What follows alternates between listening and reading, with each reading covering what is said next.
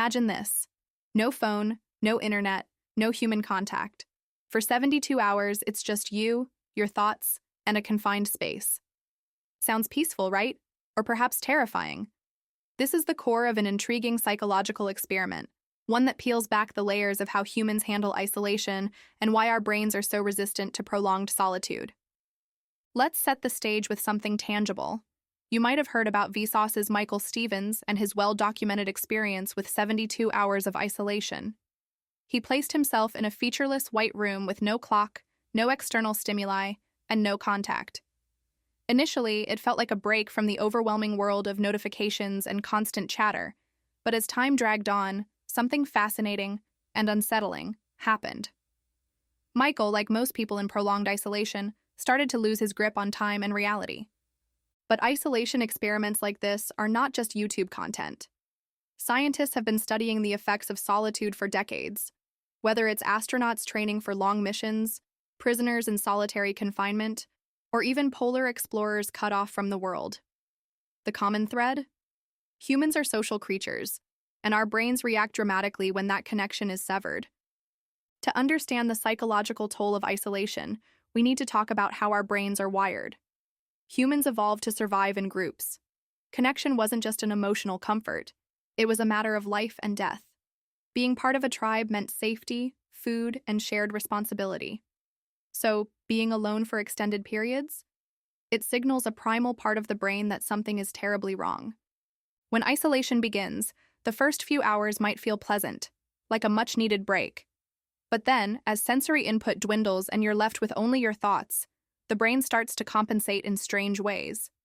Without external stimulation, the mind creates its own. This is why people in extreme isolation often report hallucinations, hearing phantom voices, seeing shapes, or feeling like someone is with them. It's the brain's desperate attempt to fill the silence. Cognitively, isolation also messes with your perception of time. When there are no markers like daylight or human interaction to anchor you, time becomes slippery. Minutes feel like hours, hours feel like days. Michael Stevens in his 72-hour experiment described moments where time felt endless, yet also strangely compressed. He lost track of whether it was morning, afternoon, or even the same day. Physiologically, isolation doesn't just affect the mind, it changes the body too. Prolonged loneliness is linked to higher levels of cortisol, the stress hormone. Cortisol can lead to higher blood pressure, disrupted sleep, and a weakened immune system. Your body reacts to solitude as if it's under attack, preparing for a danger that never comes. It's important to distinguish between loneliness and isolation. You can feel lonely in a crowded room or perfectly content alone on a mountaintop. Loneliness is the emotional side. It's the yearning for connection. Isolation, on the other hand, is the physical removal from human interaction. Both have overlapping effects on mental health, but prolonged isolation tends to dig deeper into the psyche. Consider prisoners in solitary confinement. Studies show that even after just a few days in isolation, many report symptoms of anxiety, depression, and even psychosis. And here's the kicker. These effects don't always go away immediately once they're back in society. Isolation changes how the brain processes social cues, sometimes leaving lasting scars. The brain is a prediction machine. It's constantly processing information from your senses to make sense of the world. But when there's no external input, no sights, sounds, or interactions, it starts pulling from its internal library of memories and imagination. Essentially, your brain creates filler content to keep itself entertained. In experiments where people are placed in sensory deprivation tanks, floating in water with no light or sound, hallucinations often start within an hour. Some see patterns of light, others hear faint music or voices. These hallucinations aren't random. They're tied to your brain's need to simulate experience when none is provided. Despite its challenges, isolation isn't always harmful. In fact, short periods of solitude can be incredibly restorative. Many people intentionally seek solitude for introspection, creativity, or stress relief. Think about how writers, artists, and philosophers throughout history have retreated into nature or secluded spaces to do their best work. The key difference is control. Voluntary isolation, where you choose to be alone, feels empowering.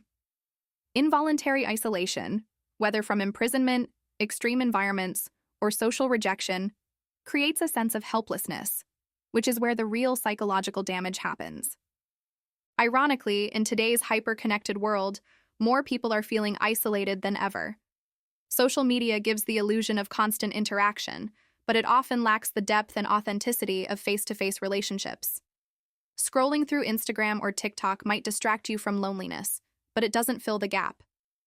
This phenomenon, where virtual connection replaces real human interaction, is sometimes referred to as digital isolation. You're surrounded by content but feel more alone than ever.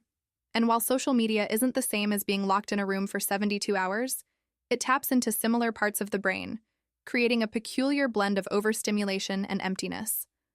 So how do you deal with isolation, whether it's a solo weekend at home or something more prolonged? First, it's important to maintain some structure. When time becomes fluid, routines can anchor you.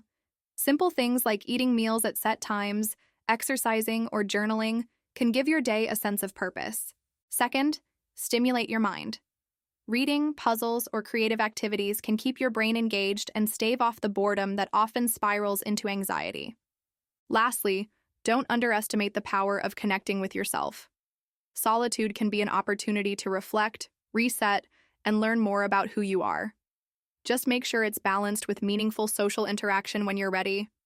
Isolation, whether for 72 hours or longer, is a profound reminder of how deeply human connection is wired into our biology.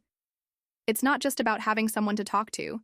It's about feeling seen, understood, and part of something bigger than yourself. At the same time, solitude isn't the enemy. When approached mindfully, it can be a powerful tool for growth and self-discovery. The key is balance, embracing moments of quiet without losing the vital connections that make us human. And that's it for today's episode. Whether you're an introvert who loves a quiet weekend or someone who craves constant social interaction, take a moment to reflect on the role connection plays in your life. Thanks for tuning in, and I'll see you in the next episode. Stay connected, but don't forget to enjoy the silence too.